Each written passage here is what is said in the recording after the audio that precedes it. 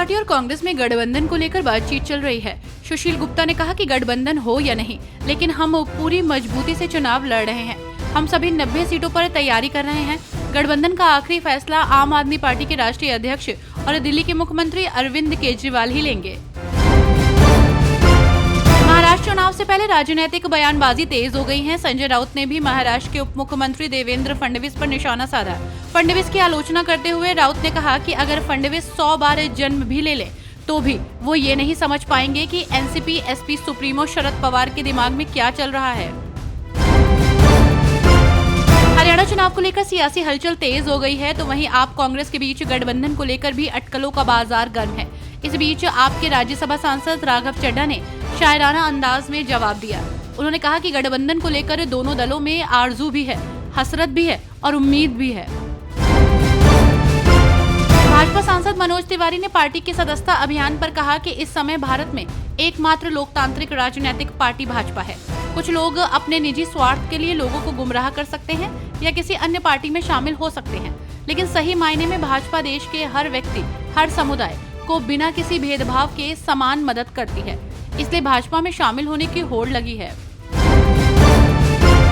हरियाणा में आम आदमी पार्टी को बड़ा झटका लगा है। पार्टी के प्रदेश उपाध्यक्ष और पूर्व विधायक उमेश अग्रवाल की पत्नी अनीता अग्रवाल और बेटे समर्थ अग्रवाल ने भारतीय जनता पार्टी का दामन थाम लिया है। दोनों को जिलाध्यक्ष कमल यादव ने पार्टी में शामिल कराया। उमेश अग्रवाल गुड़गांव विधानसभा क्षेत्र से चुनाव लड़ने की तैयारी कर रहे हैं। जम्मू कश्मीर में विधानसभा चुनाव होने वाले हैं। ऐसे में राजनीतिक नेताओं का एक दूसरे पर आरोप प्रत्यारोप का दौर जारी है। इस कड़ी में पीडीपी की अध्यक्ष महबूबा मुफ्ती ने नेशनल कॉन्फ्रेंस और बीजेपी पर हमला बोला। इस दौरान उन्होंने कहा कि पीडीपी के राज्य में जम्मू कश्मीर में अनेक विकास हुए हैं।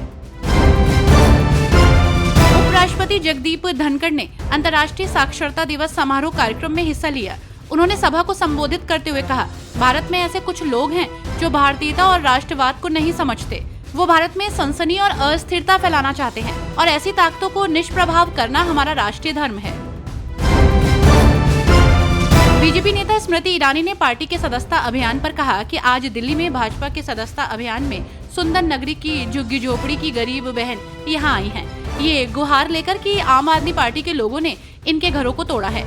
इन्हें ये विश्वास दिलाया कि उन्हें दूसरी जगह पर पुनर्स्थापित किया जाएगा। आगे कहा, लोग भाजपा के सदस्य इसलिए बनते हैं ताकि वे ऐसे लोगों की मदद कर सकें। छत्तीसगढ़ के उप मुख्यमंत्री अरुण साव ने कहा कि जिस अफजल ने देश के संसद पर और जनप्रतिनिधियों पर हमला किया, देश के मान सम्मान पर हमला किया, इस उमर अब्दुल्ला का ये बयान अलगाववादी की मानसिकता को दर्शाता है।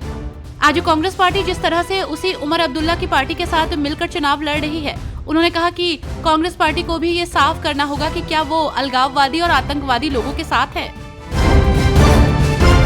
बीजेपी सांसद रविशंकर प्रसाद ने उमर अब्दुल्ला के बयान पर कहा कि अफजल गुरु कौन था, क्या वो बड़ी आतंकी गतिविधियों में शामिल था या नहीं, क्या निर्दोष लोग मारे गए या नहीं। आज उस पर राजनीति हो रही है। उमर अब्दुल्ला फारूक अब्दुल्ला करें, लेकिन कांग्रेस पार्टी चुप क्यों है। ये कांग्रेस पार्टी का चाल, चरित्र और चेहरा है। मैं कांग्रेस से कहूंगा कि कश्मीर अब बदल गया है।